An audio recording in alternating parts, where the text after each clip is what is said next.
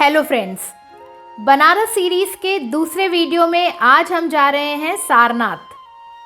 क्या है इतिहास सारनाथ का? भगवान बुद्ध यहाँ कब आए थे?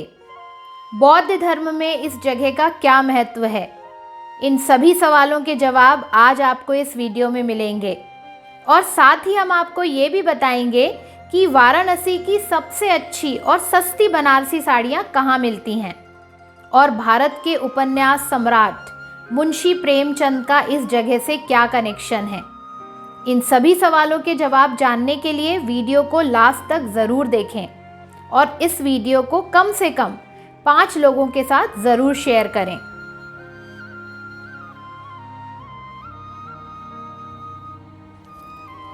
वाराणसी में उगते सूरज की किरणें गंगा का स्पर्श कर रही हैं। हिंदू तीर्थयात्री वर्षों से यहाँ आ रहे हैं। यहाँ अनुष्ठान और आस्था की गंगा कई पीढ़ियों से बह रही है। यहीं करीब 2500 साल पहले एक हिंदू राजकुमार भी आए थे, मगर उनके आने का कारण अलग था। शाक्य कुल के इस राजकुमार का जन्म हुआ सिद्धार्थ गौतम के रूप में, लेकिन दुनिया उन्हें बुद्ध के नाम से जानती है।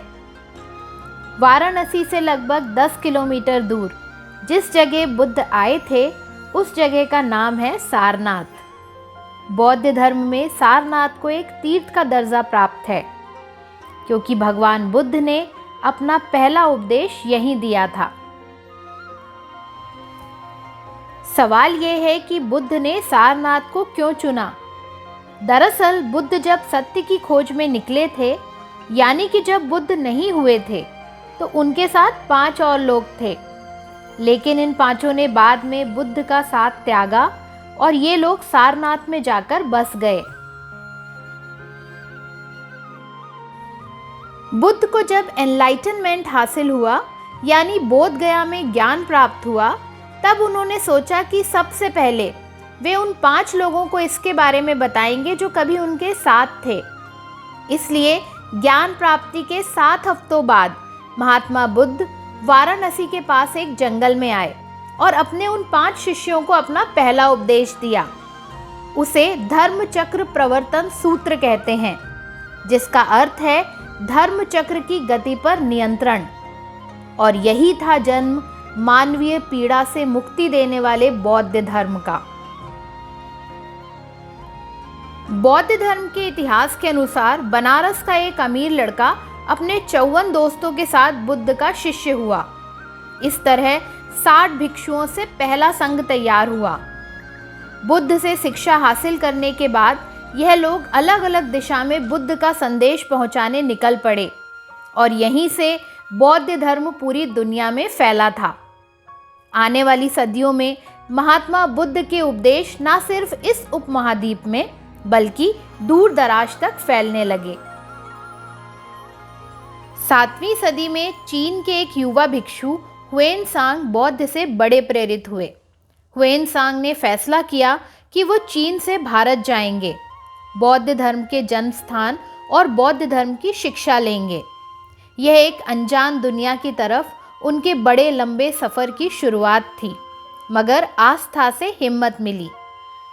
हुएनसांग की उस महायात्रा के करीब 1400 साल बाद भी अंतर्राष्ट्रीय यात्री सारनाथ आते हैं और भगवान बुद्ध के पहले प्रवचन से लगभग 2500 साल बाद हम भी आए हैं सारनाथ आर्कियोलॉजिकल साइट को देखने, जिसकी एंट्री टिकट 25 रुपये है और साथ ही सारनाथ म्यूजियम है जिसकी टिकट 5 रुपये पर हेड है।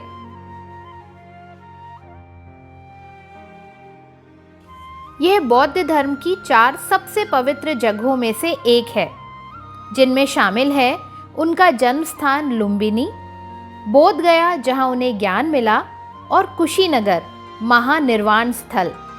आज भी सारनाथ में हजारों साल पहले बनी इमारत के ये अवशेष मौजूद हैं।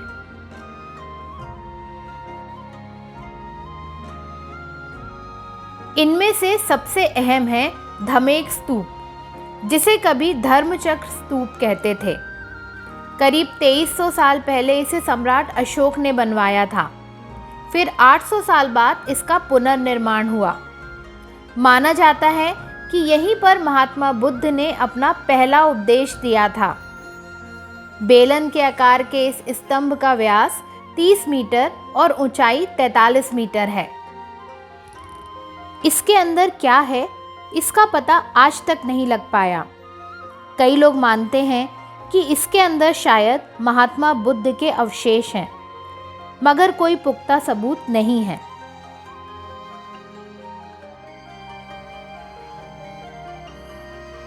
इसके बाद हमने सारनाथ म्यूजियम विजिट किया।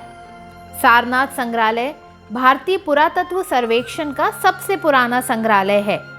यहाँ 6832 मूर्तियाँ और कलाकृतियाँ हैं। इसमें बुद्ध और बोधिसत्व की असंख्य प्रतिमाएं और अन्य प्राचीन अवशेष शामिल हैं।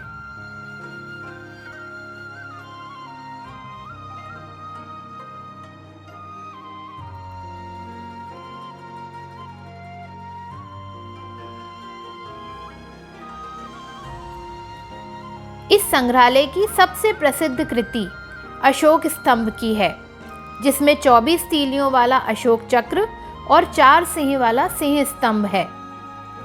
सम्राट अशोक द्वारा बलुआ पत्थर से तराशा गया यह सिंह शीर्ष, जिसे मूल रूप से लगभग 250 ईसा पूर्व सारनाथ के अशोक स्तंभ पर स्थापित किया गया था, उसे ही भारत के राष्ट्रीय प्रतीक के रूप में अपनाया गया है।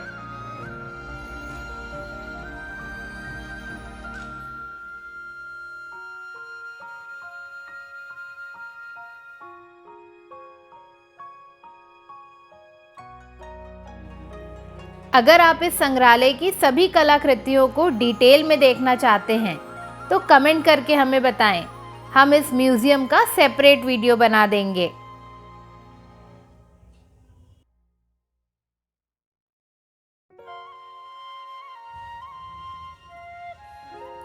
सारनाथ से लगा हुआ है लम्ही गांव, जहां उपन्यास सम्राट मुंशी प्रेमचंद का जन्म हुआ था।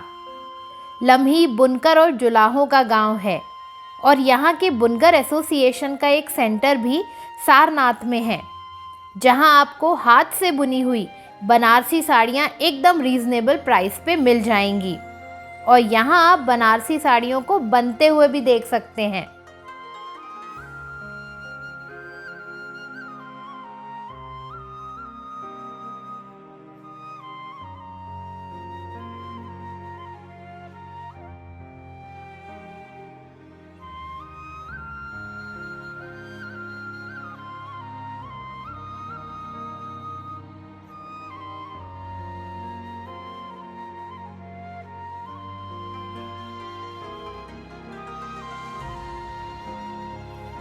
और इसके पास ही है थाई टेम्पल, जिसका निर्माण थाईलैंड गवर्नमेंट ने करवाया था।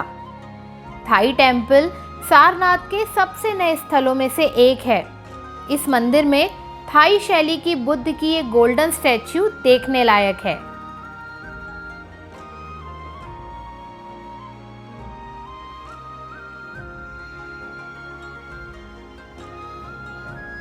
उद्यानों से घिरे इस थाई टेम्पल में 80 फीट ऊंची भगवान बुद्ध की ये स्टैंडिंग लॉर्ड बुद्धा स्टैच्यू भी है।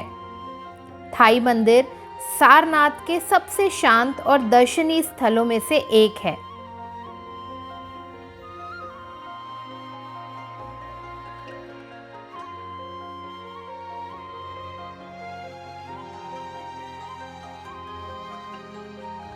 बनारस सीरीज़ का ये दूसरा वीडियो आपको कैसा लगा, कमेंट करके ज़रूर बताएं। बनारस सीरीज़ के अगले वीडियो में हम मणिकर्णिका घाट के आध्यात्मिक पक्ष से आपको अवगत कराएंगे। इस वीडियो को देखने के लिए हमारे चैनल को सब्सक्राइब करना ना भूलें।